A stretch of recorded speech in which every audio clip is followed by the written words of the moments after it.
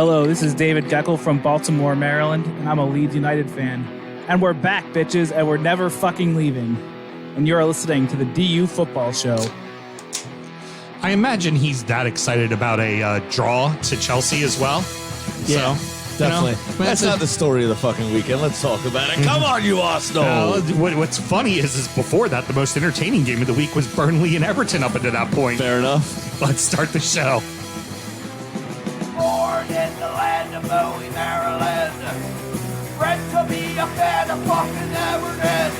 Punch you in the eye and drink your rye. Sam Houston. Sam Houston? Arsenal fans have another Sam. AKA the fucking Gooner Graham. Smell the Malort. Looks great in shorts. Sam Grammy. Sam Graham. Fucking United!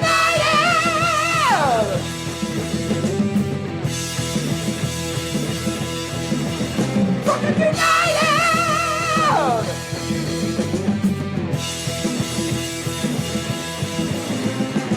Hello and welcome to the Drunkard United Football Show, a completely biased recap of the English Premier League as told by two common American schmucks. I am your host, Sam Houston, and across the way from me is the very happy, very proud Mr. Samuel Graham. Sammy, how you doing? Hey, a North London Derby victory is the sweetest day of the year, I'll tell you what. Yeah, especially because leading up to it was nothing but squeaky bum time because you were afraid that you might actually lose 2-1 him for the first time 100%. in a long fucking time. Very long time, yeah. Absolutely, it was brilliant. That's okay. Jose did it all right up for you perfectly. Fair enough. Woo! Pre-post everything. He just completely Jose'd the whole fucking thing up. Yes, he did, and I loved it. Loved every second of it. We're recording at Studio H, just outside the nation's capital. You can check us out on all podcast platforms. Please be sure to rate, subscribe, review, and share with a footballing friend. And should you want to chat with us, there is many ways that you can. Sammy, tell the good people how they can get in touch. Absolutely. You can get in touch via the internet, of course. Email is DUfootballshow@gmail.com, and the social medias are at DUfootballshow. And make sure, as usual, I'm going to please say this for as long as I can, Drunkard United FC, find the closed Facebook group. You have to find that group. It is where all the bants happen. Yep. And it is so much fun. SAR, Woke Sam, all kinds of silliness going on in there. Cheat being an asshole. Love it. Cheat goes all out. It's Ray posting pictures of food. I always Cheat just put stuff up there, and I'm like, that wouldn't go over so well in general public there, kid. Yeah, Cheat's a funny one. Yeah. But and then Ray with his full English fry up. Not too bad. Without the pudding, because that was still coming on Amazon. Smokey appreciated the no pudding bit, though, because Smokey don't care for no pudding. So one thing I do want to implore everybody to do, and I'm going to applaud a few people for doing it right off the bat.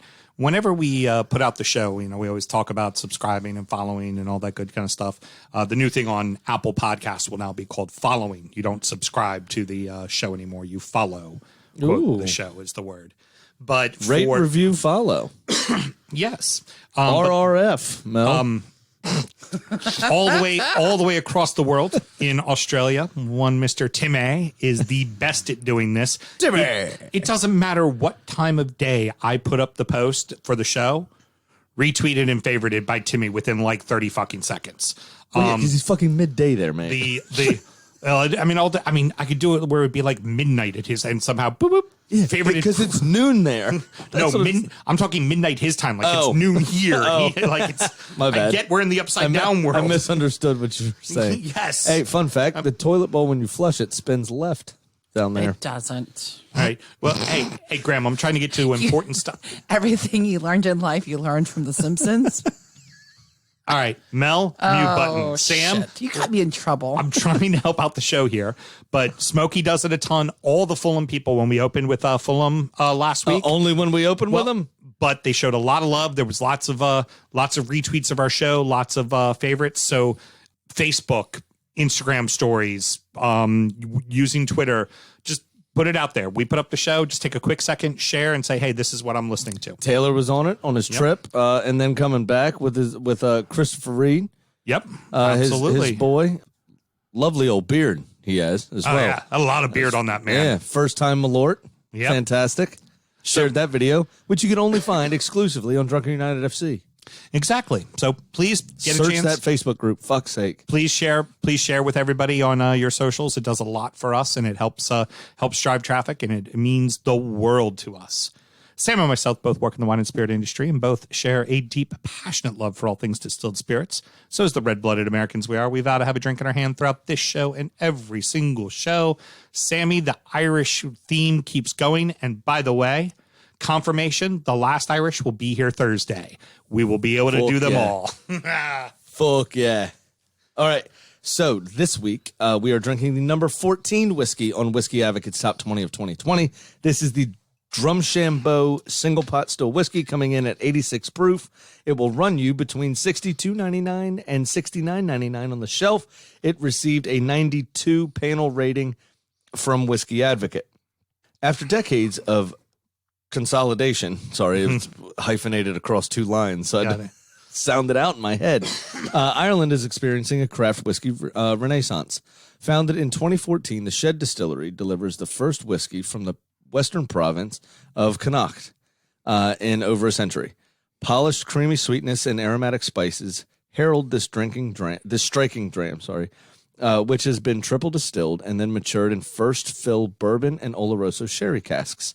Aromas of caramel, brioche, satsuma, and dried apricot draw you in, ushering in a luscious palette of pear, apple, and freewheeling spices. Maybe they should be in the conversion therapy class. Bolstered by dried citrus, lime, and toasted coconut. What I meant by that joke, ladies and gentlemen, is a little bit of an inside joke, which you can always find at www.patreon.com/DUfootballshow, where you can sign up to one of the top two tiers and get our pre-show and post-show, extra content. Sam, I just wanted to let you know real quick before we bother talking about the whiskey here. Just want to let you know I'm better than you. I'm better than you, okay? Opportunity to point things out, and I don't. I'm better than you. Make sure you drink responsibly, everyone. Very good. It's a lovely little dram. It really is. I found last week's single I wish pot we could still. title the show Whore. Yeah, it would be a good title because, well, you are one. The last week's one was a little sweeter, had a little more honey to it. This seems to have a little bit more complexity to it. Yeah, definitely. The honey is relatively prevalent up front for me. But there's a lot more caramel to it that kind of rounds it out and gives it more of a full texture, I guess. Yeah. Definitely full bodied. Very happy with this dram. So this drinks more like a proper whiskey to me than last week. Like you said, last week was very sweet up front. This one's a bit more big. Last week's I found was very drinkable though. That's one. That was one you could get in trouble. It was with. still good. Yes. Yeah, absolutely. But I prefer this one. And these are back to back, right? This was number 14. The Teeling was number 15, right? Teeling was 15. Yep. And in my opinion, it is better than the Teeling. Yeah. So a lot of people, you may know the Drumshambo, you might not have heard of before, but you would know from the label because it has a jackalope, the rabbit with famed rabbit with deer horns, right? And they are not known to be mistaken with jackaloon, which is what you like to call people. You old fuck. I call you that all the time. But what you may be more recognizable if you saw this bottle is there's a gin that they make called Gunpowder Gin. That's the same style bottle. It's got kind of a rimmed kind of outside to it. There's like edges around the outside of the bottle. Yep. And on it's kind gunpowder, of yeah. And it's like a little light blue colored bottle as well. Absolutely. Clearly they've been making whiskey. They were selling gin obviously at first while they were making whiskey. Yeah. And for them, this is a craft place kind of instead of doing what a lot of the rest of the Irish distilleries did, which was go out and buy some whiskey. Because let's face it was readily there. You were able to buy it. But they also realized, eventually that whiskey's going to dry up. Guess what's happened? That whiskey is dried up. So people like, as much as I love Glendalough, aren't able to do a standard 7 and 13 anymore simply because they can't get that whiskey. So they're being forced to do like really kind of like they did like a 17-year-old and like a 25-year-old. Well, then that starts getting up into the hundreds as far as a price point on a bottle. You're not able to sell as many units. So because you're kind of forced to buy what is available, what can you get your hands on. Absolutely. So credit to them on that regards to just kind of from the get-go go, all right, we'll take our licks. Everybody else will have whiskey out there, but we'll make ours. We'll sit back. We'll wait. As things grow, we'll eventually have a chance to shine. And clearly they did, with this being kind of their first quote offering of whiskey. It's a solid dram. It's really good booze. I'm very, very impressed with it. The good thing about our friends at Glendalough, who both of us know very well, is that they also have a gin. So the hopes is that they've laid some of their own whiskey down and are just waiting for it to mature properly to be released. They had a pot still that they released as well. Everybody released pot stills over the past year. Yep. It's pretty much everybody did. And that's why you saw so many single pot stills get recognition on the top 20.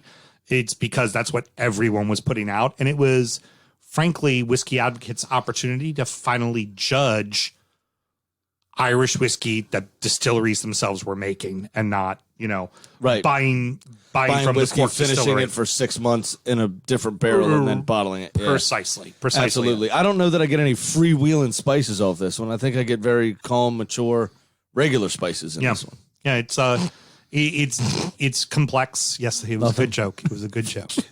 But when you make the same joke 3 times, That's all right. I don't care. The I don't first one we care. laugh, the second one we giggle, the third one we do nothing. I don't care. All right. I'm going to beat this horse until it's dead. All right. Or no, that's not the saying, is it? Nope. No, It's you're not- beating a dead horse. Beating a dead horse. The horse is already dead. Yes. Yeah. Sorry. Are you beating it into hamburger? Like that's where you can. Only way you could add on to it is for beating it into something. By at the this way, I point. started working for Burger King. Let's have a great show. Oh my boys gosh! and Get girls. some alcohol in your system now, please. The North London Derby did not disappoint. Come on. Both on and off the pitch and in the pre and post games. Arsenal 2, Tottenham 1. Spurs had all the momentum going in. Your manager tries to fuck it off right before the match starts, and yet somehow your boys came out lively. Aubameyang tried to fuck it off for being late. Yeah. The big deal to that is I think it was the right call, especially with so many young players in the team. You have to set an example. They're obviously going to stick with Arteta. He's not going to get fired anytime soon, in my opinion. Nope. So he has to stamp his authority on the back of Aubameyang inking that long-term deal, that 3 or 4 year deal, whatever it was, for that much money. How about that Fortnite money, motherfucker?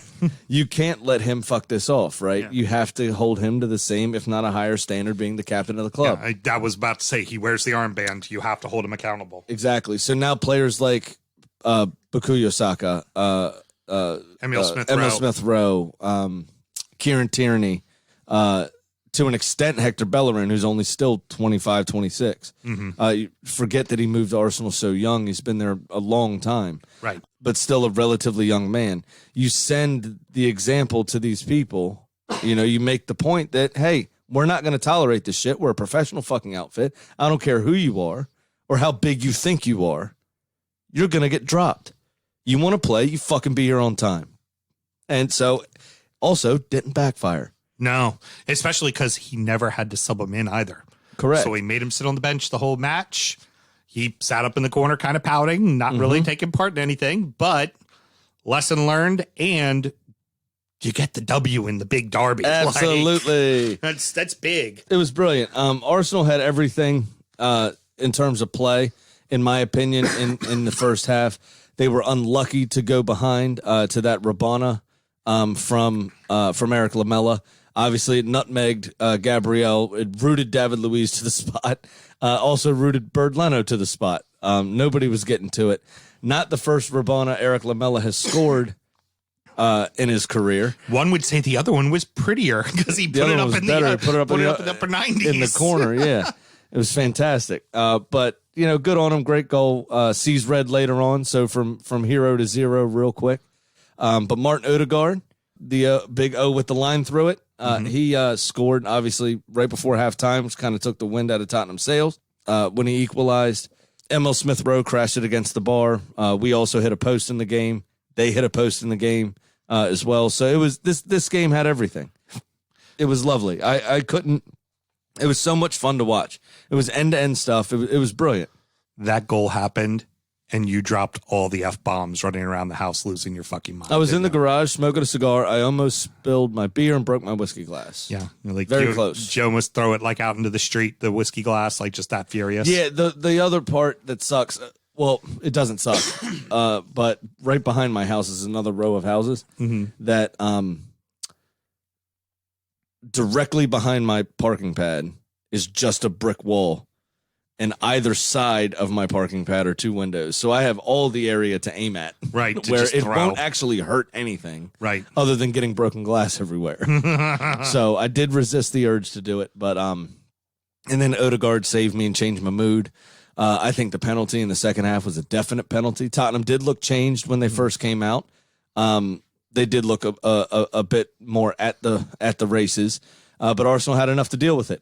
It wasn't until they went down to 10 men that Tottenham actually turned on the intensity. Right. It was a little disheartening to see Arsenal try to shoot themselves in the foot in those last few minutes. It was a great clearance by Gabriel off the line after Bird Leno dove, missed, and it hit the post. Came back out to maybe Harry Kane, maybe not. I don't remember. And Gabriel headed it off the line on his follow-up while Bird Leno was still on the ground. But I thought it was a pretty standard all-around performance from Arsenal. Had a little bit of everything. Had a bit of worry, a bit of panache at the same time. Had some decent finishing. Had a couple of posts. Had a period in which they should have been on top and weren't. I mean, it just all kind of snowballed into what you expect from the Arsenal. Oh, you had to feel after you go down 1-0. But we got the result. You're like, oh fuck. Oh yeah, absolutely. Fuck. I felt that way. I said is because how we had we're gonna- all of the play, Yeah, we're gonna get fucking Jose'd today. and that was after Emil Smith Rowe had hit the post or the crossbar. Yeah, it was a fantastic strike that was. at 15 minutes and 20 seconds. Which, trust me, I was glad he hit the post because if that had gone in, I'd have screamed. My bet, fucking Yeah. I was amazed. I was truly amazed. I honestly thought that my bet was going to hit because I was. Well, we had a lot of chances, but there was nobody There was nobody attacking the crosses in the box, and Tottenham, for whatever reason, with all the mistakes. Right, one of the funniest things a friend of mine, Miguel, in the Charm City Gooners, made the comment on the match thread. He said, "Just a quick question. I'm glad they aren't, but why isn't Tottenham pressing us with knowing all of the mental mistakes we've made playing out of the back in the last 2-3 weeks? Especially considering exactly what happened last week with Burnley." Right. Sorry there. My reply was, shh, don't tell them.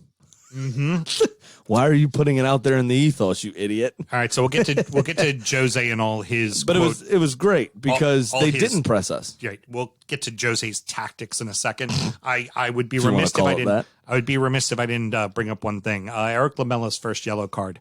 I would, if anybody remembers it, he slid through the ball and the man in the ball, and as he slid through, his feet kind of hit the ground and he immediately popped up into the air.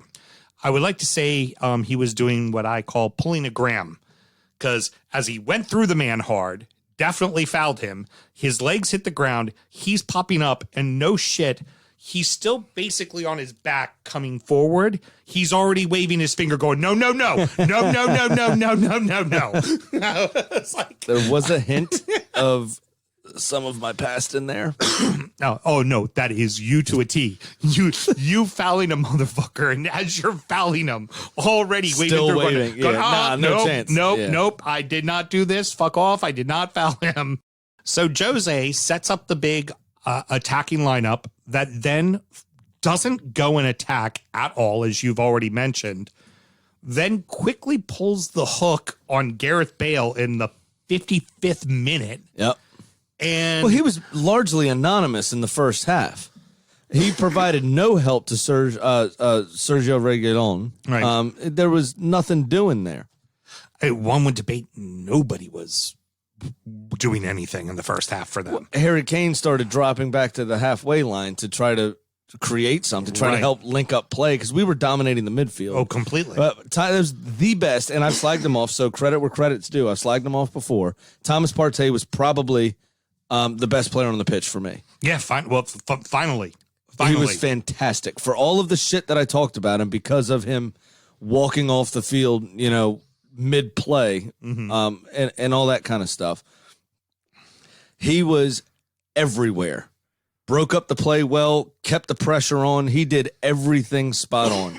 For everything that we worry about Granit Xhaka and him being, he's had a good season as well overall, but for everything we worry about him having a lapse in concentration or a moment of madness, Thomas Partey looked every bit the calm, cool, collected hard man that we bought from Atletico Madrid. Yeah. So post-match, Jose promptly takes his entire team by the collar and the back of their pants and throws them right under the bus and saying, we were poor the entire first half. We were lucky to be ahead. We were lucky to be in a draw. He's not lying. I had to make changes because people weren't playing hard enough, which the change you made at the 55th minute was Bale. So that's basically saying you can read between the lines there. Bale wasn't playing well. He needs to play better. So I'm taking him off the pitch.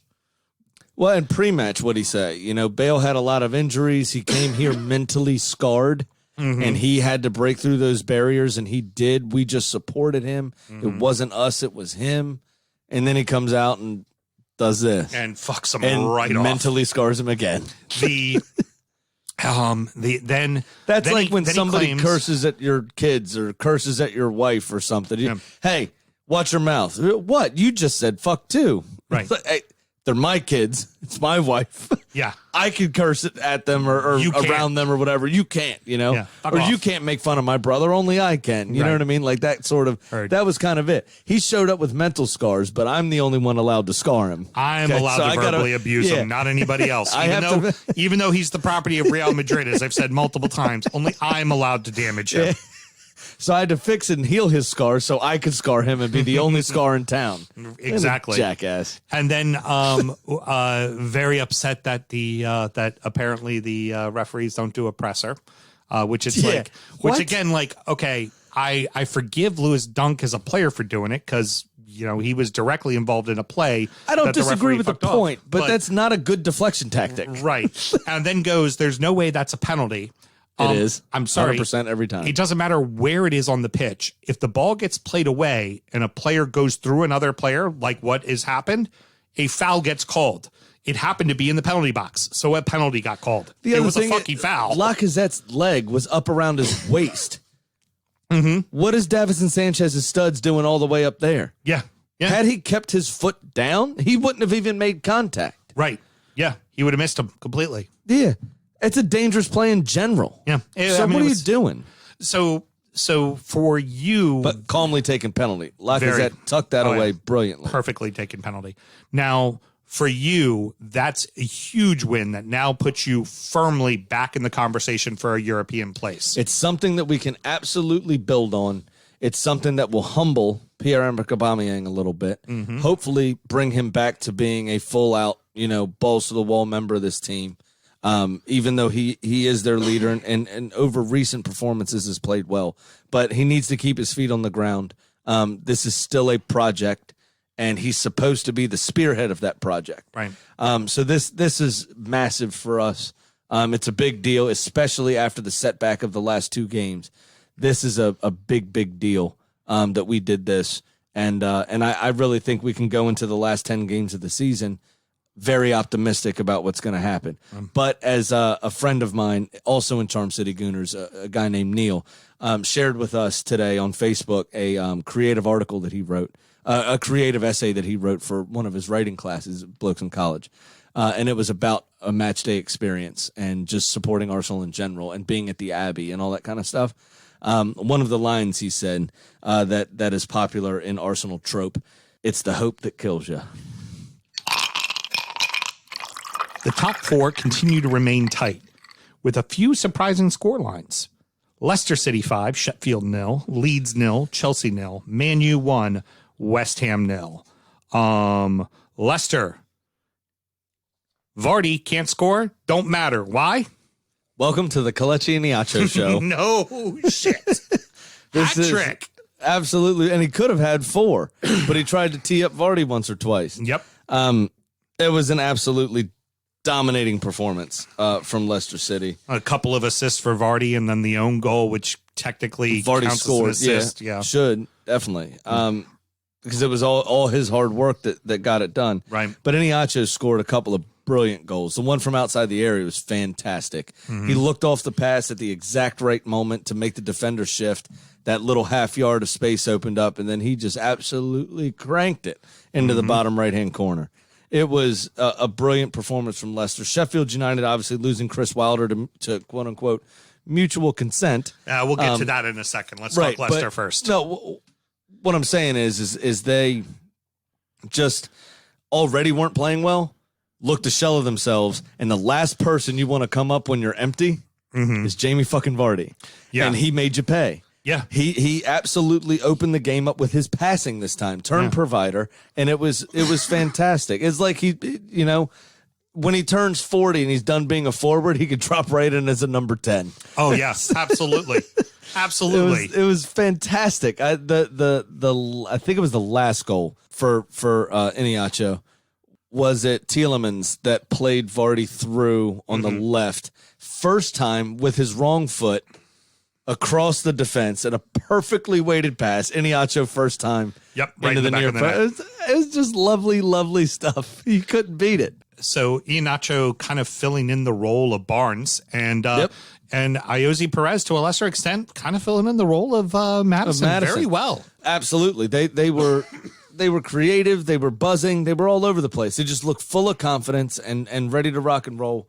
But again, part of that comes down to Sheffield United were there for the taking. Which is exactly what I'm about to get into. Now, the only bridge I want to say is as that fifth goal went in what, the 78th minute or whatever it was. Right. The only bigger Leicester City fans than actual Leicester City fans in this moment were Southampton fans. Please score more. Please score more. Please hit 4 more in the last 12 minutes. So they stop talking about our 9-0 loss. That's exactly right.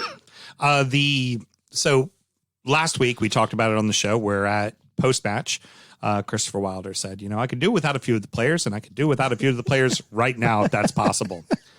Sheffield United decided, we could do without you. Yep.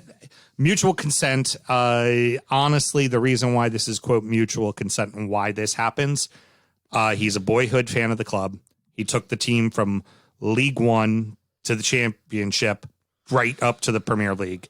So it's probably the best manager of their history. One of the pundits I listened to on Sirius XM was saying the exact same thing. They're not one that have lifted a ton of trophies or anything like that. So this may have been arguably the most successful point in their history and biggest achievement in their history was going from League One to the Premier League in 2 straight seasons. I think they were maybe trying to let it. Was it 2? I think it was 2 straight seasons. And I think that respect is why he still had his job in the first place. Absolutely. As we talked about last week, he'd have been fired in November if he was any other manager in football. Yep. And he leaves. Perfect time for Big Sam to take over. Exactly. I think for that scenario, they obviously didn't want to let him go, but he started to get a little too mouthy about things and about how he saw things going. At that point, it's his boyhood club. Right. So there's so much passion for him and what he cares about, but then you reach his point. So you can't just fire him because then you look like dickheads. The fan base will lose their fucking minds. Absolutely. So you have to kind of do this. Okay, Chris, you got to go. How much is it going to cost? We're going to let you save some face. And you back off respectfully. Yeah. And we leave it at that. I mean, I guarantee you the man has a job in the championship next year.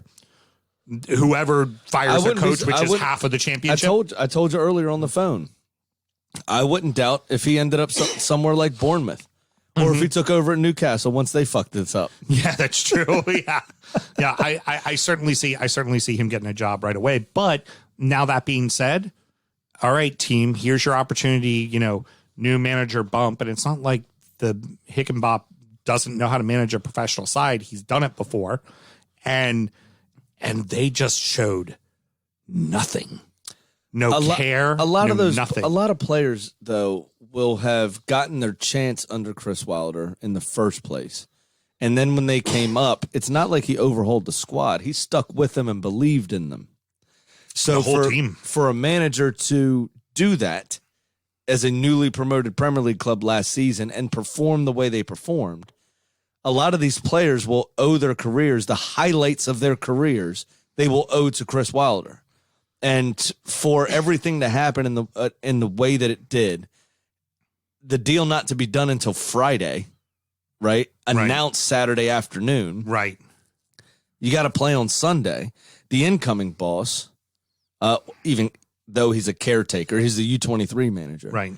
The caretaker would have had no time to work with the squad at all. Right. So it's all these, I'd like us to do this, but Chris did that, or what were you guys doing? Because we need to piece something together for tomorrow. And, it's like when, Tegan, as a 3-year-old, used to carry puzzles over. A couple pieces missing. Yeah. By the time it got to me. You know what I mean? Yeah.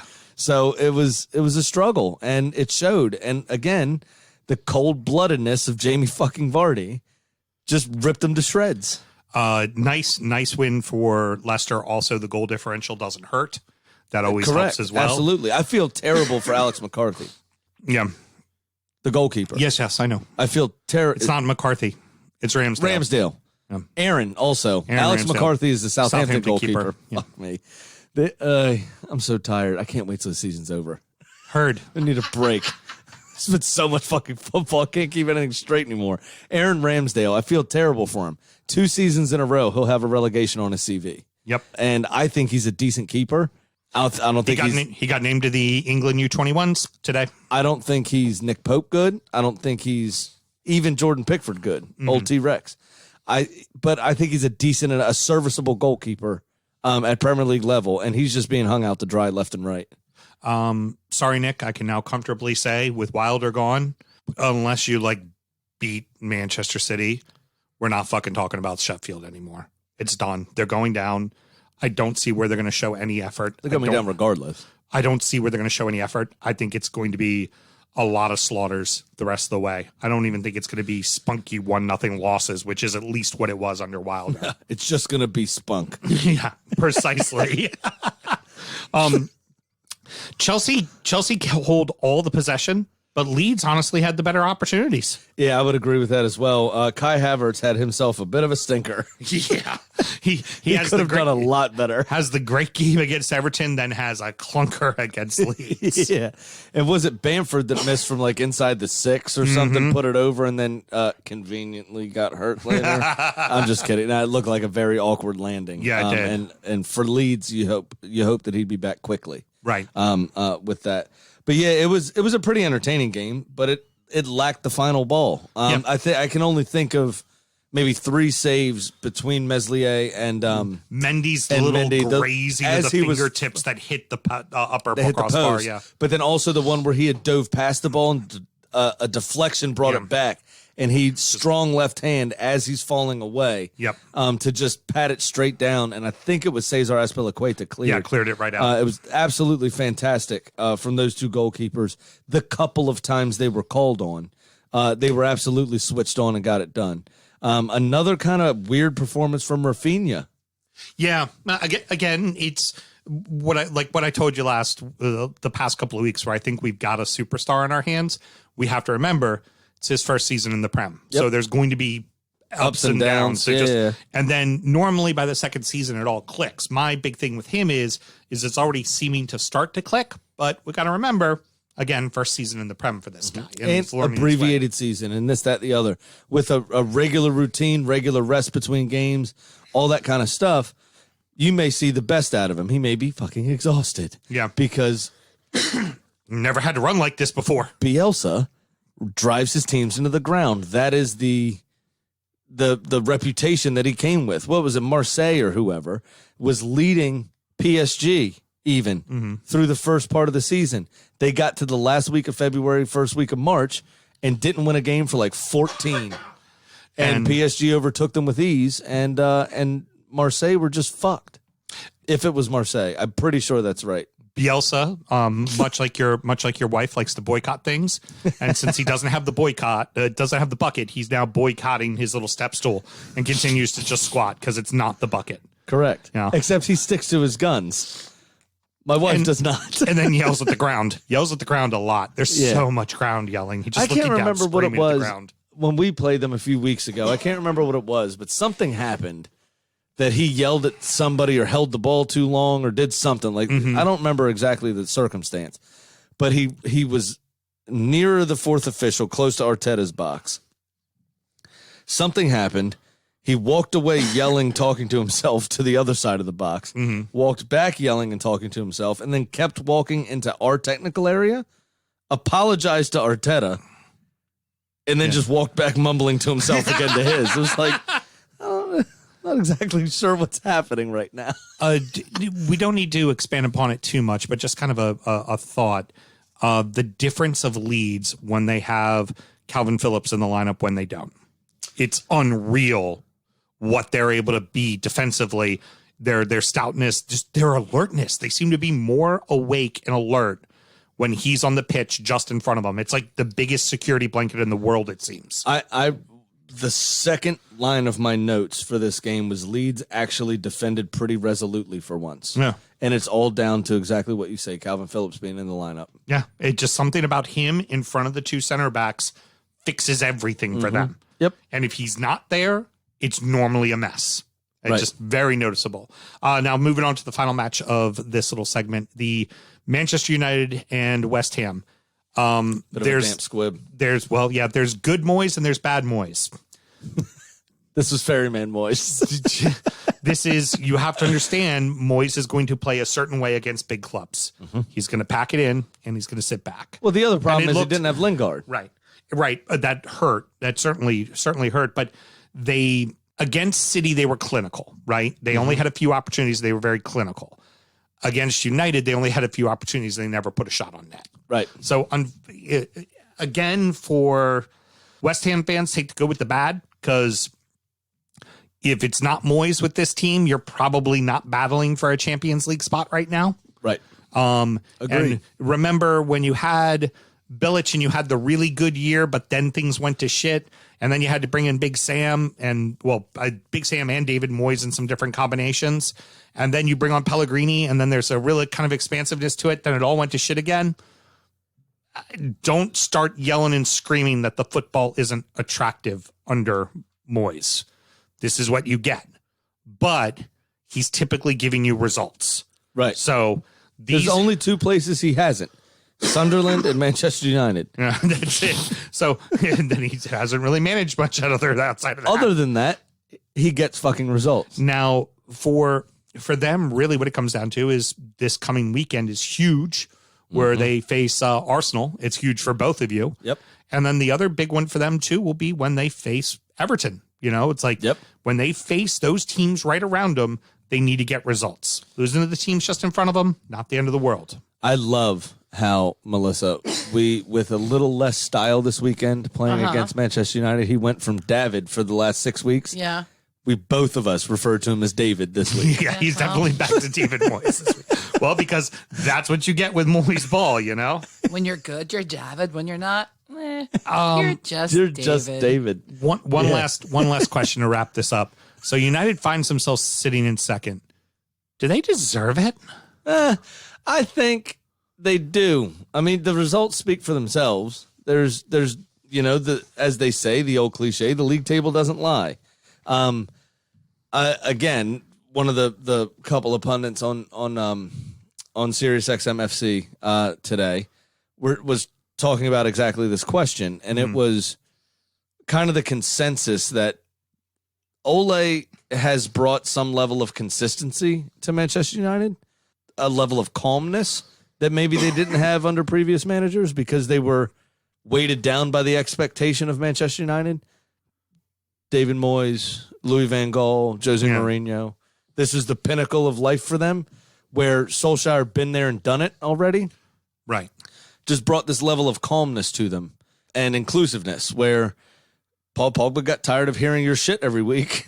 Right. And fucked off. Big surprise, right? He wants to feel loved and appreciated. And Ole does that for him. Right. And he has played better. Yeah? Agreed. Since Ole's arrival. And Manchester United have been better for it. Big surprise. One of the best midfielders in the world. Feels appreciated. He plays well when he's fit. So I don't think they're going to win a league title, but I think they're going to consistently be a Big Six team again. Yeah, I'd Does agree that with make that. sense to you? I feel like they're opportunistic this season.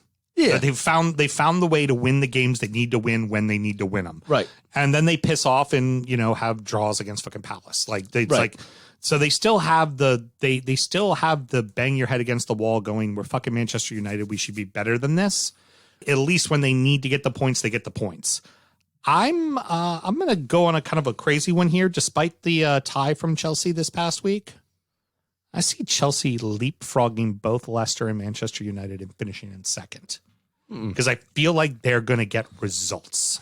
That is a bit of a jump. Yeah, it is. But they're I mean, Chelsea, we didn't say, and we're contractually obliged to. That's now 10 straight without a loss for Thomas Tuchel. That was about what that's exactly what I was about to say was please tell me the last time Chelsea has lost. Yep.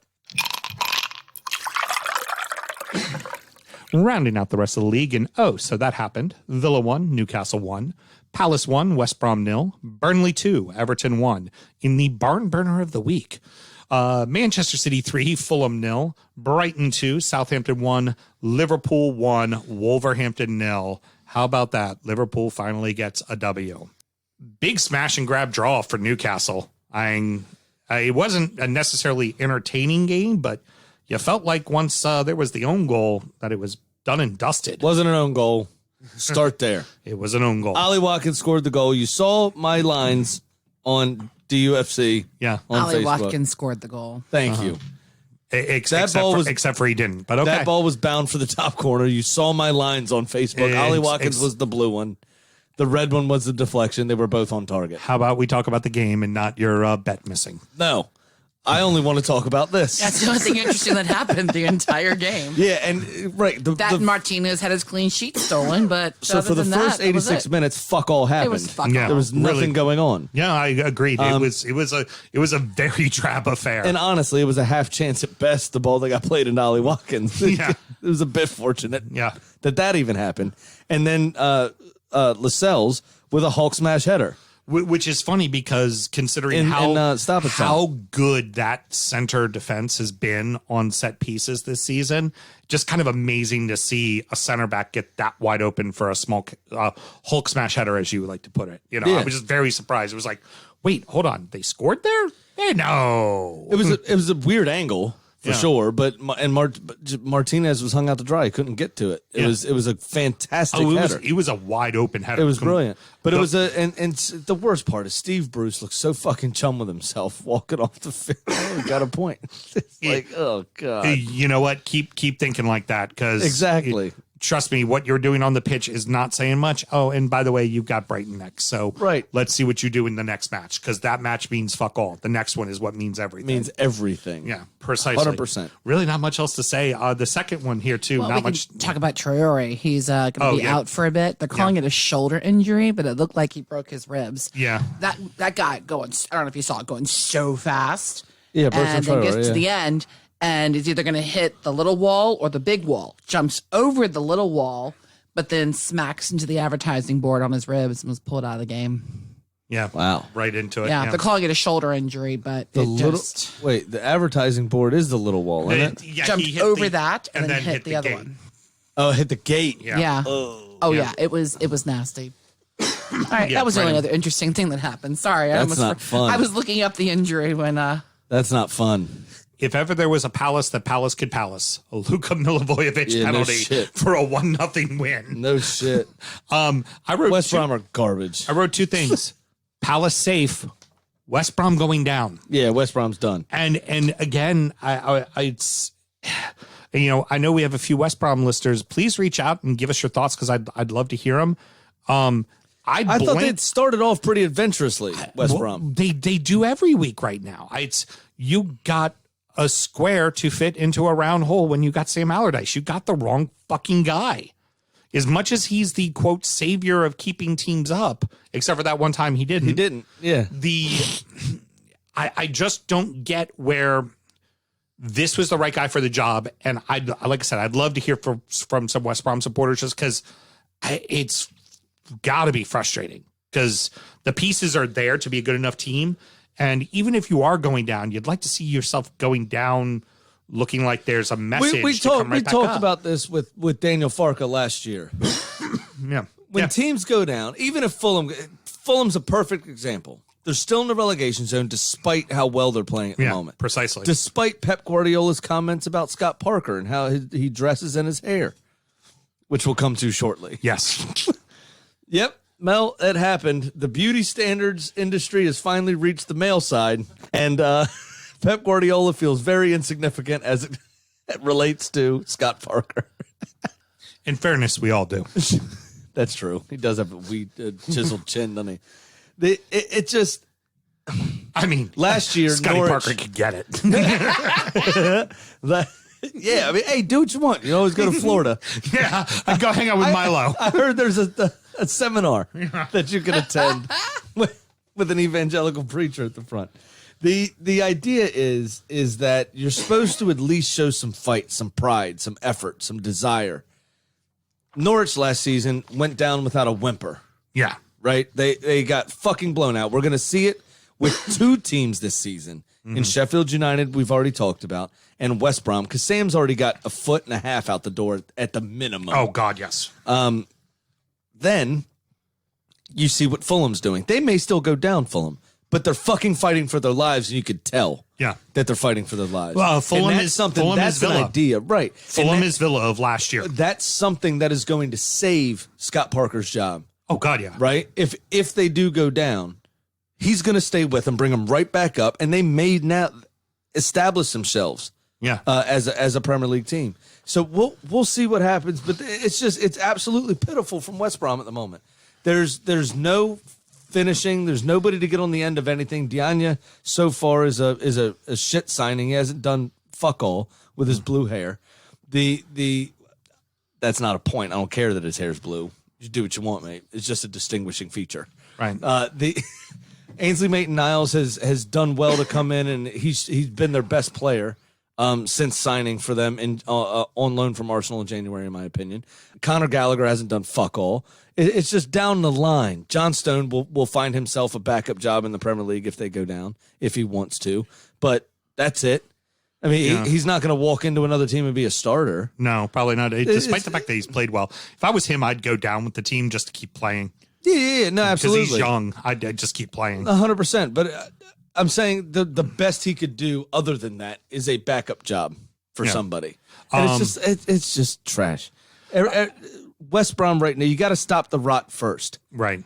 They're not doing it. They're not doing it. They're just not doing it. Palace, this puts them at 37. This pretty much puts them safe. They're in the clear. I would agree with that. They're in the clear, which now means old Roy Boy will just put the brakes on and not let them do anything, and they'll just fuck off the rest of the year. Yeah, 100%. Which is unfortunate because with the young talent they have, they should probably let them play and be a little more expansive and see what you have. And it's okay if you lose 1-4-0 because you let your fucking kids run, but instead you'd rather lose 1-0, and that's what's going to happen the rest of the fucking way, unfortunately.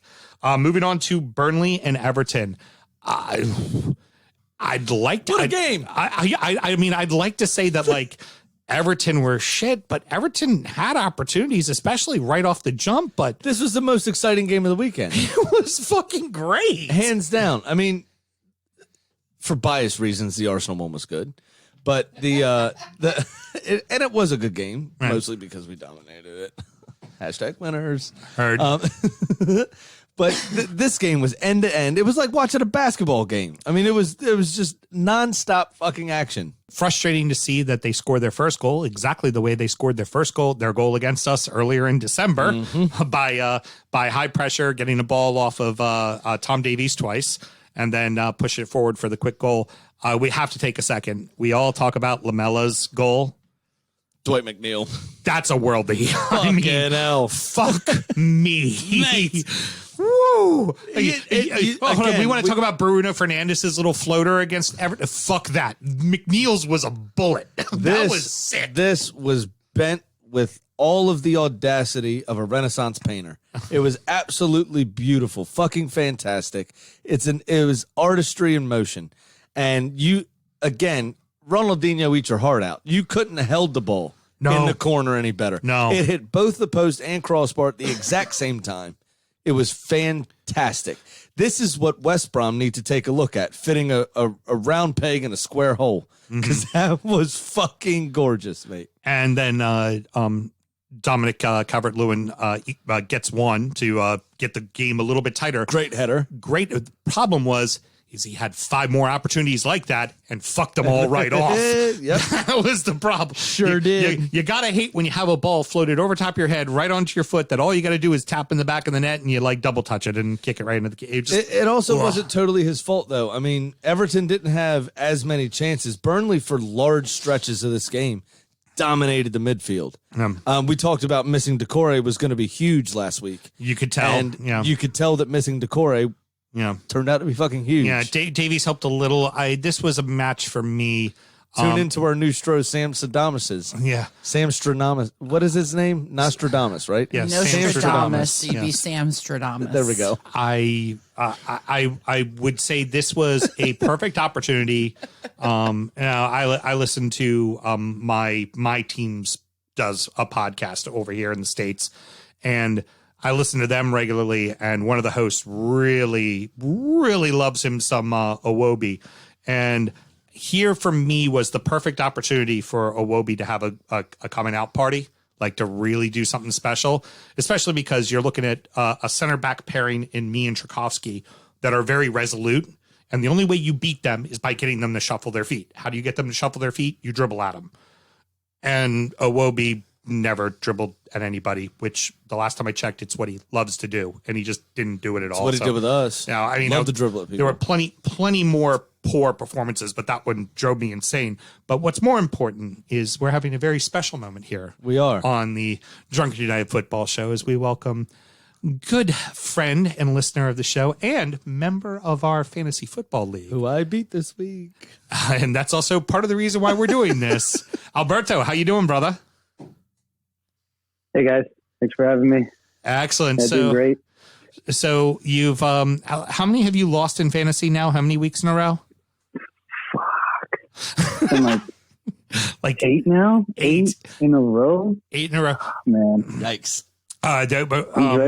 He's dreading this. If I'm thinking correctly, I think the last time he won was me, and he's beaten me both times he's played me. So you need to play me again desperately, apparently. No, definitely. So you had talked about needing Malort in your life. So I recommended, why don't you just go out and buy yourself a bottle? And well, gosh darn it, if you didn't go out and buy yourself a bottle of Malort. So I did. So you have a shot poured before you there, my good friend? Oh, I have it ready here. I was waiting to open it, so didn't know if you guys could hear it. I'll wait for the nice breaking the seal. Here it comes. Very good. Excellent. Pouring it down. All right, I've got mine poured as well. Smells like an 8-game losing streak. Oh, it's really bad. It's really, really, trust me. So when you're ready to do the shot, I've got mine hoisted and ready to go, and we'll cheers together. All right. Here we go. All right. I am glad to take you on your maiden voyage of Malort, my good friend. Enjoy. Cheers. Cheers. Oh, this is sad. I'm waiting for that. Yeah. So what's your initial thoughts? Alberto, are you there? Ready to call 911? I'm here. It's not bad. No, I take that back. It's bad. It's that aftertaste. See, yeah, every time, every person that does it, they're like, okay, it's really bitter. It's not that bad. And then the bile comes, and you're like, oh my God, is that throw up in my mouth I taste? Every person. I will tell you, it's funny. I mentioned the bile, and the bile taste finally came up in my throat. So clearly I'm getting way too used to the fucking taste of this shit. But yeah, that is. It is bad. No, when I went to go pick this up on this weekend, I had to drive like 2 cities down just to find it because it's, again, living in Texas. I guess it's not too easy to find, but I found a place that was selling it. Walk up to the first guy, like, hey, where do I find the Malort? He's like, the what? The Malort. He's like, no, I understood what you said. I just don't know why you're looking for that. I was like, well, Brilliant. Long story short, I'm on a losing streak in a fantasy league, and he's like, all right, well, follow me this way. And as we're walking by, he's walking by other employees there. He's like, hey, this guy's about to buy Malort, and they're just laughing at me. It's like, I guess I don't know. Was there a There you bell go. It's like, ringing? welcome to the club. Was there a bell ringing and the guys going, "Dead man walking, Yeah. dead man Exactly. walking"? So, Fantastic. well, if you feel so froggy, do know that every single time Everton loses, of course, I do a shot on the show. But our boy Taylor, he also has a bottle, and he throws back a shot every Monday night, knowing that I'm throwing back a shot as well. So please feel free to join the club and throw up those pictures on Drunk United FC. Hopefully the winning streak, you finally get off the slide and have a win in fantasy. I hope so. But welcome to the club, man. So you now had the opportunity to enjoy the loveliness that is Malort. Well, this is a historic moment for me. I'll definitely cherish this one, and we'll remember it for years on years on years. Excellent. All right, we'll talk to you soon, brother. Have a great night. Hey, thanks for having me on, guys. Yeah, man. Bye. Have a good one. Fucking brilliant. I love everything about all that. right, Mel, you have to isolate the moment of which we go out and hear the whoop, like that was amazing. I love everything about it. That was the I just held back throw up. Every person. It's not that bad. Oh. And then once again, find Drunkard United FC on Facebook because Taylor's boy Chris did his video and shared it into the group, and that was the same thing. Oh, it's not that shit. It's He went. It's not that bad. BA did not get out the D and went. Nope. Yep, it is. It is lovely. It sneaks up on people. So we did. Speaking of this, in maiden voyages, one of the workers at Mount Airy Liquors the other day, who we have an open bottle of Malort in the office. Oh, fabulous. For people that haven't given it a go yet. You're like, oh well, you need to try this. One of their employees, Jen, is a friend of mine, and she fancies Malort. I don't fancy it, but I can do it because I've had a lot of practice. Right. If somebody says, let's do a shot of Malort, I can do it. I'm doing it. Yeah. I mean, 100% I break it out at parties now just to fuck with people. Absolutely. Yeah. And so a guy, Fred, that works there was like, what's Malort? Never had it. We're like, doing this. And he's old, and he didn't take it very well. Moving on to Manchester City and Fulham. City's cruising. They're fucking cruising. Yeah, Fulham, for all of their hard work, right? The first half was 0-0. Yeah. And Fulham defended for their lives. So organized. Well done. City just the cream rose at the top. It just is what it is. What are you going to do? For Fulham, it's unfortunate that Newcastle gets a draw and that Brighton get a win.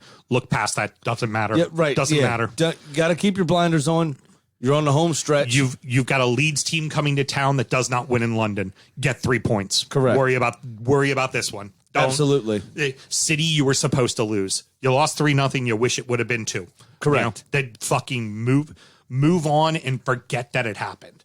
And for City, the way Scott Parker's going right now, I think that'll be the case. And according to Pep Guardiola himself, Mel, this is that bit. Yes. According to Pep Guardiola himself, that he was a little nervous going out on the touchline, facing off against Scott Parker because he's younger and more attractive because of the way he dresses and his full head of hair. Because Pep used to be known as the fashionista of the Premier League. Did you notice his coat? Who's Scott Parker? Yeah, it's just the gray version of the black one. Yeah. Well, it was a kind of a blazer that's padded and tailored, and it's just... And it's hot. Anytime I walk by the TV and I warm. see Scott Parker, I look over and I'm just like, oh. And then Sam goes, it's not the game. They're just teasing it. I'm like, oh, well, call me when it is. Because, Hey, pause that. Pause that. Grealish hasn't been around lately. Cash has got a hamstring. Got to get eye candy somewhere. 4 words. Parker can get it. I'm just saying. Matty Cash has a hamstring. The other philosophical genius. Yeah. All of us have hamstrings, Mel. Fuck's sake. I mean, injury. I get it. I know what it was. I just got distracted thinking about Parker. It's kind of like Alberto with the shot. He just can't finish a sentence because distractions. Malort. Yeah, because Malort. Desperately needed 3 points from Brighton and to hold on to a game for once. Real quick. Oh, that's huge. Southampton failed to deceive in midweek as well. Mm-hmm. We're doing City games together. Oh, that's right. I did forget to put that City game in. Yeah. That City game in. Southampton did well to try and make it something. But 5-2. Once again, the cream rises to the top. Yeah. And City just decided to turn the style on, and that was the end of it. Oh, which, by the way, thank you, Gabriel Jesus, for getting me a goal, which got me the win. Thanks, in fantasy. Jesus. Thanks, Jesus. Follow Drunkard United FC on Facebook. Yes. Ask to join the group. Saints still falling. Now, the Saints are even on points with Burnley, and here's what's kind of funny. I feel like Burnley's safe. I feel like the Saints aren't out of the woods yet because it's one team going one way and another team going the other way. That is a fantastic stat. They were pretty well safe before this slide. They have lost 10 out of their last 12. Mm-hmm. And I don't necessarily see them winning any of their next 3.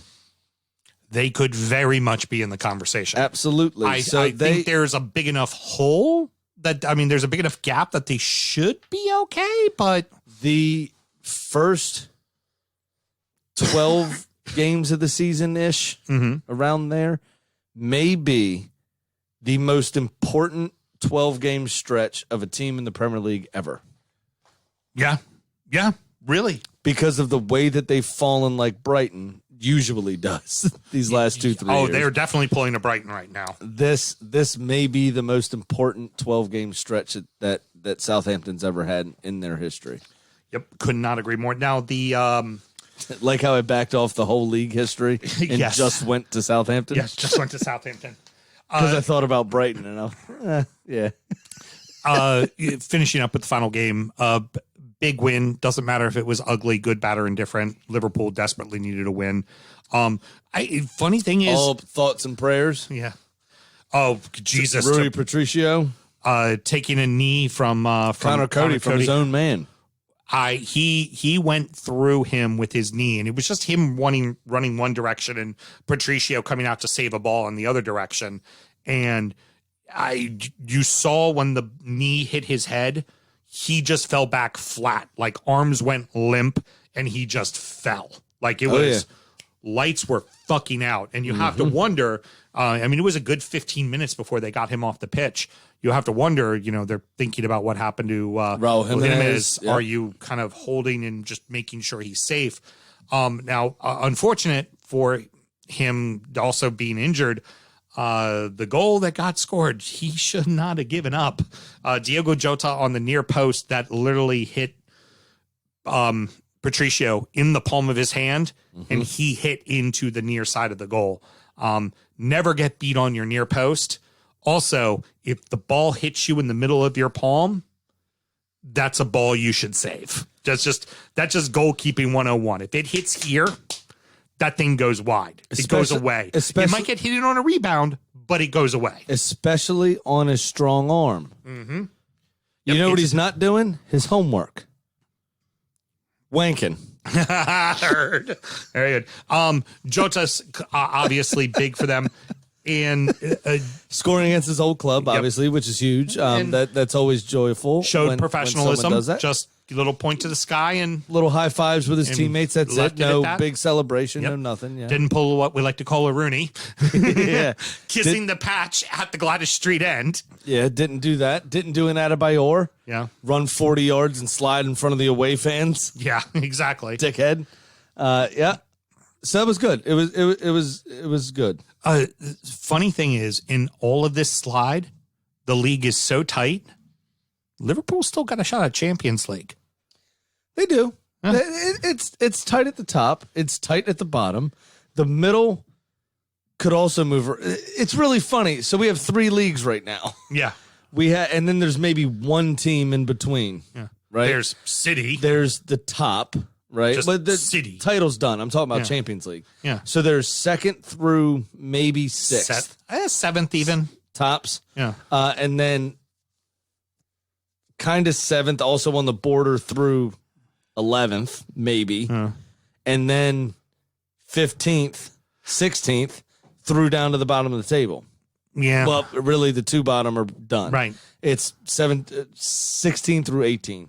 15 through 18, right around there. I would more say that it's 2nd to 10th as far as like, because Well, thanks for including us, mate. 8th, 9th, and 10th all still have a shot. 8th, 9th, and 10th all still have a shot at 6th or 7th, right? There's 30 fucking points available. Right. And I feel Still like got a also, shot at 4th. I also feel like though that 6th and 7th still have a shot at the Champions League, even though they're probably going to be for Europe. But in that same regards, 9th and 10th could easily finish up in 11th or 12th. You know, I hear you. So that's where that all goes to. If you give me more whiskey, though, with 30 points available, by the end of this, we may be finishing, 30, 41. We would only tie them if they lost everything and we won everything. That's okay. You're going to lose. You're going to lose to West Ham and you're going to lose to Liverpool in the next two. We can still finish in second. And you'll be back to your mid-table problems. I'll let you have that one. Thanks. It's time to tell you what little we know. It is prediction time because we've already run an hour and it was kind of a shit weekend. So we need to keep this shit going. Easy. We all lost, and epically at that. We all lost epically. If you'll just pass me the Dort Spirette Cup of Losers. My bet lost, sir. Okay. But I still won. Yep. And that's how you fucking do it. Graham, an own goal and a quick hook got your feelings all blue. You're down $865. What do you have for us this week? I have a very, very concise bet of Brighton beating whoever they're playing. I lost it. Newcastle. Brighton winning against Newcastle, I'm sorry. And then Aubameyang to come roaring back and score against West Ham. In a parlay at plus just a measly 321. Very good. Very good. Mine says, seriously, your defenses are both shit right there. Voila. Because they should have scored in the first fucking 15 minutes. Neither one of them did. And that's me feeding the couple losers. But more importantly, we got to go to our boy Pat, who all he needed was a draw. A draw would have been a win. But nope, you got fucked over again, my friend. And now, it's time for our degenerate gambling friend Pat's Pick of the Week. Ouch. God, that hurts, doesn't it, buddy? Yeah. I mean, Yep. but it's just the way it is. You know what? The way it's rolling this year. You got to look at it is you lost your winnings from last week, right? Not that you dug yourself bigger in the hole. You just lost your winnings from last week. Yeah. All right. So what do you got for us this week? What loser do I have for you this week? Got it. What does everybody else want to vote the opposite of? Well, that's not gonna bode very well for Sammy. But okay, let's get into it. So last week didn't go so well, and I'm going to ride those two teams this Sunday as well. First, I'm going to take Arsenal minus a half a goal at plus 33. Actually, I'm parlaying this. I'm going to take it over 33 over West Ham. And then I'm going to take Tottenham again, minus a half a goal at plus 122 over Aston Villa. And that will pay out $417. And I'll still be down $1,158. Most likely I'll be down $1,675. Very good. Very good. You know, you also, I'm not sure if you realize this, but when you mentioned Tottenham beating Villa, that's Producer Mel's team. So you don't want to piss off Producer Mel. Oh, no, he just ensured our victory. I'm grateful. Yeah, right. Well, I'm good for winning one of those two, so it'd probably be Arsenal. You know what I mean? Yeah, very good, very good. Yeah, especially when I parlay. Well, especially because you win the first one and then watch the second one fail epically and just go fuck off. Yeah, exactly. All yep, right. You got me there. All right, brother. Well, hang in there. Stay away from the bookies. Don't get your kneecaps broken, and we'll talk next week. Okay. All right, sounds good, guys. You have a good one. You too, bro.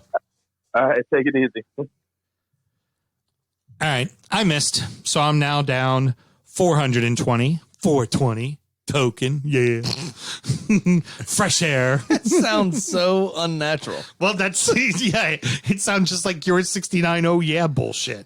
Hey, Hey, I've done that before. all right, but that's okay because it's been documented in Vegas, Sam. Oh, here we go. When Bro Geckles call out my betting success in a closed Facebook group, I am a mystifying 36-2-3. Big Sam's Lock of the Week. 26.6% of the time, it works 100% of the time. Your nickname's Avalanche. It's all going downhill. You're doing worse than I am. Last time I checked, I'm still in the lead. You're double me. Haha, sucker. So anywho, you know what? It worked for me the last time. I'm betting with my heart, Mr. Graham. All right. Taking the FA Cup draw. I think City's going to look past us. Everton to win at plus 750. If this hits, I quit. If this hits, I quit. Oh my God. I would, hey, I'll never place another bet. Alan, Betting. I quit betting. Alan and Rob are ready to take over any second for you. I would say Russ is probably ready to take over for you too. That was a pretty good segment. Yeah, but he's boring. But we give you more. We give you, what's not boring? Kitty the chicken.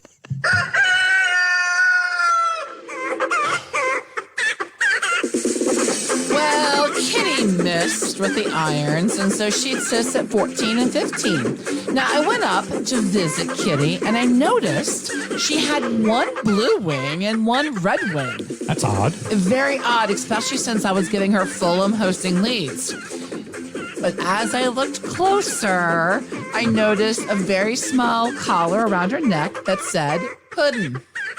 Hold on. That's when I realized. Talking about some Harley Quinn here, huh? Yep, she's been spending time with her good beau, Margaret Robbie. And Margot Robbie. Margot Robbie. Y'all mess up all read the this names. cold. Hold on. Y'all Listen. mess up all the Hey. names of footballers. Hey. When it comes to hot chicks, you don't fuck around with their first names. You'll mess up the queen's name. Okay? She is number 1 on the list of expected cheats. Do you want me to do my Rebecca Lowe voice? That'd be hot. I mean, no, because I mock her. And then all you guys get so mad. And it makes me giggle. Anyways, that's when I realized she's been spending time with her good friend, Margot Robbie. And Margot is a huge Fulham supporter. So clearly, Kitty is taking Fulham to knock off Leeds. There we go. Do you know what I do know how to pronounce? What's that? Please remember to always gamble legal. That was a hard. The music go. I'm making my fingers do two things at once. My mouth is running. I'm just going to say gamble legally and responsible and give up.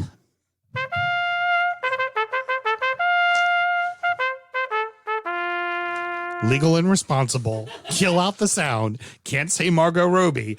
I'm the best cold reader in the world. That's all I got to say. That's all I got to say. No retort. No retort. Graham, please go ahead and talk about the fantasy segment. Fantasy segment. What I would say if I met Margot Robbie in a bar. Fantasy? Yeah, no. Sorry. All right. Week 27 obviously ended midweek last week. So I had to quickly just break these down. I beat JB 26-18. Russ and Smokey tied. Ray lost to Her Highness. Keith Kern had his best week ever, I think, at 67 points, beating Geckel. You edged out Elliot. Alan, Finally, he's been whooping me every time. a ton of points, 69 points, lost to Rob, who had 79 points. Rob's been on fire lately. He has Moyes. Kenny beat out Alberto 43-39, and Taylor beat out Firecock. Now, this week, I edged out Alberto 34-33 to continue my winning streak. Hence the Malort. Rob edged out Firecock 24-18 in the most pitiful game of the weekend. Rob scores 79 in 1 week and then 24 in the next. Yeah, you scratched your taint 54-48, or I'm sorry, 55-48. Right.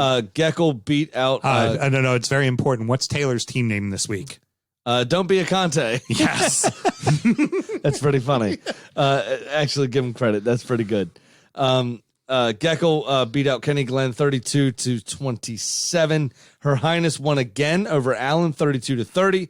Smokey lost to Elliott 28-25. JB absolutely dominated Keith 74-29. And then Russ edged out Ray. Thank you, my friend. 40-23. Russ been on fire lately. That gives us a standings of Ray in first place with 59 points. Me jumping up to second in a fucking, home stretch outside fucking horse. Yeah, you're running. in second. Keep it running. Killing it. 52 points, only 7 points behind. Alan down to third at 51. JB up to fourth at 49. Keith down to fifth at 48. Her Highness in sixth at 48. She's charging back up. Tied with Elliot in seventh place on points. She has a better goal differential of 48 points. Rob up to eighth on 45. You, sir, in ninth on 44. Smokey dropped to 10th, also on 44. You have a better goal differential. Don't Be a Conte on 37 and 11th. Alberto with 33 and 12th.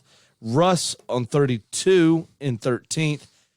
Geckel, finally his points are showing some results. 27 points there on 14th place. Firecock down to 15th on 25. And in the golf relegation battle, Kenny rounds out the league in 23rd. So just one game separates them going into the final 10.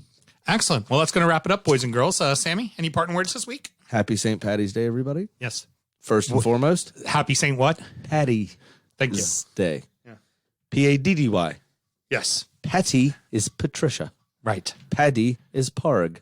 Yes. Okay? Or Patrick. You say it every year. I just like to always make you say it. I know. It's Paddy. You going to wear your skirt with no panties again? Probably. Okay, cool. I have nothing else to do. I'll come over and molest you. And that's going to wrap it up, boys and girls. Next up is Injury Time, where we're going to preview the weekend's action, including the FA Cup as well, the quarterfinals. And also on the great show of Injury Time, if you were a subscriber, last week you would have heard of the story of why I sexually assaulted Sam Graham in his skirt with no panties on. Well, and Sam, if you wanted to find Injury Time, how would one go about doing that? I want to first clarify that all you have to do is listen to our intro theme song. Mm-hmm. This week, I did not smell of Malort, but I do always look great in shorts. What's similar to shorts? Skirts. Mm-hmm. I've got nice legs. Mm-hmm. I attract the men's. Mm-hmm. And the men's sometimes tend to touch. Especially when they've had a lot of Jack Honey and Lipton tea. So you can find that show and all of those stories at www.patreon.com/DUfootballshow and sign up to one of the top 2 tiers to make sure you get the extra content. He was having a little trouble getting through that one because he was blushing. I was true. The blood rushed right to me cheeks. All right, boys and girls, till next week. Good night. Slanja. Born in the land of Bowie, Maryland. Bred to be a fan of fucking Everton. Punch you in the eye and drink your rye. Sam Houston. Sam Houston? Arsenal fans have another Sam. AKA the fucking Gooner Graham. Smell the Malort. Look straight in shorts. Sam Grammy. Sam Graham.